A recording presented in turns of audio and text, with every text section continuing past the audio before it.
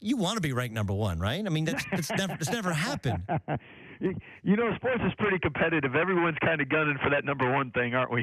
Well, it's weird because I did Villanova's game on Saturday, and Kentucky had just lost with like 5 minutes to go, and their students start cheering, we're number one, we're number one, we're number one. Now, they won the national title, so of course, yeah, you are number one. Like, no. So Jay didn't know the score, so we'd be like, hey, Jay, you're going to be ranked number one. He's like, it doesn't matter. And I've always operated on the premise, I've always been taught two things. Only two rankings really matter. One, that you are ranked, right? So that you're on the bottom line every time you play, any newspaper, any website, every time you play, people see it. And then to be ranked number one. Like, outside of that, it doesn't matter that much. How do you view the rankings? Well, it's a great honor for your players and for your institution, no question about that. But I think every coach would agree. Also, the final ranking matters more than any of the during the season rankings. But it's definitely nice to be recognized. And when you were going over that schedule, I was thinking, what coach in their right mind would be playing that type of schedule, huh? Yeah.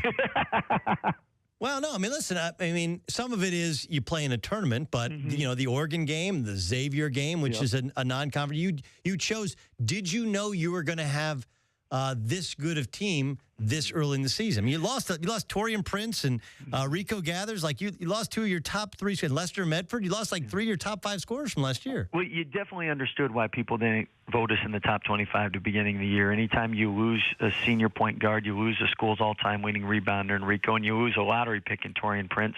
And then you only have one senior coming back in Ishmael Wainwright. Gotcha, understand that. Did we expect to be this good? I think coaches always hope for best case, but at the same time, we're all realistic, and we could have been playing really good basketball and lost a bunch of games too because we're playing great teams.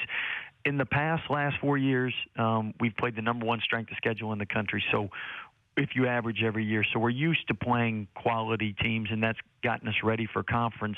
But this year, to play so many ranked opponents all back to backs, that's a tough feat for anybody, and really pleased with what our players have been able to do thus far. And people have always pointed out your zone defense, but forgive me if I'm wrong, I think you guys are just as good man to man this year as you are in zone. And like, some of this is you think you know what you have, and I know you guys scrimmaged a secret scrimmage in Vanderbilt or whatever, but did you know you would be this equally dominant at the defensive end, both man and zone? No, we didn't. No, I from game to game, I can't tell you which one we're going to be better in. So the good thing is you have two defenses you can use, and hopefully you find one that's working that night. But we scrimmaged Vanderbilt, we scrimmaged Gonzaga, and I think both of them helped prepare us to get off to a good start. But we've had some things go our way too to get these wins, because you get an injury or an illness when you're playing these type of teams. Your margin of error isn't great, so you have to be on point, and we've been blessed thus far. Scott Drew joining us, head coach of the Baylor Bears. They're ranked 4th in the country. They did get 6 first-place votes. Would have gotten 7 if I had a vote, but I do not. I wish you had a vote. I know. We need to get you a vote. I don't even know how. I don't even know the process of how somebody is able to get a vote. Manu Lecomte, I saw him at Miami. He did not play point guard at Miami. He played. Angel Rodriguez was really more their point guard. He sat out, and he's become a real point guard for you. For people who haven't seen Manu Lecomte, what will they see when they watch the Baylor Bears play? Well, you being a great point guard, you realize if you're going to be a point guard, you gotta run a team, and that's one thing Manu really shot at well when he was at Miami. But people really didn't see his ability to run a team and his leadership. And I think, to his credit, in the year off, he's really worked and improved in those areas on the defensive end, and being a vocal leader and being able to read his teammates. Because, as you know, as a point guard, there's certain times you got to get players shots to keep them engaged. When they're hot, you got to feed them. At the same time, when you can score, you got to take advantage of those opportunities. So he's done a great job of that so far. For people who haven't seen him, be somebody that really can shoot it and stretches the defense, but at the same time has a great feel for the game, really good on pick and roll, and he has a burst. Take me back to when you took the job. People That's 14 years ago. That's a long time. I know, but I think because you've made a couple of Elite Eights, they've forgotten how bad your first year you had how many 6 scholarship players? 6, 7 scholarship players, and we had half. You know what? It was a walk-ons dream because not only was half the team walk-ons, but they knew they were going to play. So not only could you be on the team, but you could play. So it was great, and our staff, we spent more time going throughout the campus trying to find height at the walk-on position, and then we got really encouraged because we had an open tryout.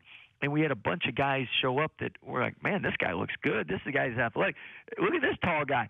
Then we explained you actually had to be a Baylor student before you could walk on, and half those guys left. I guess they came down from Dallas, from junior college. They just thought they could show up and be on the team and didn't have to go to school. So it explained that's really not how college basketball works. I bring it up because, as I point out, like, look, do you want to get to the Final Four? Like, yeah, of course. But it would mean something special, right? I mean, for where you started to be ranked number 1 would be a little different than anybody else being ranked number 1 in the middle of a season. Am I speaking out of turn to say that? Well, I think since our school's never been ranked number 1, that would mean a lot. And now this is the 10th straight year we've been ranked, and to me, that's a great compliment for our players that have been here because to be able to, at some point in the last 10 years, be ranked each and every year shows stability, shows a culture, shows that guys really care about the program. So, but I'm not going to lie, being ranked number 1 would be something that's a dream for anybody, no matter when it occurs. Now, you prefer to be at the end of the year, but I don't think anyone would say, no, I'm not going to take it and be honest about that.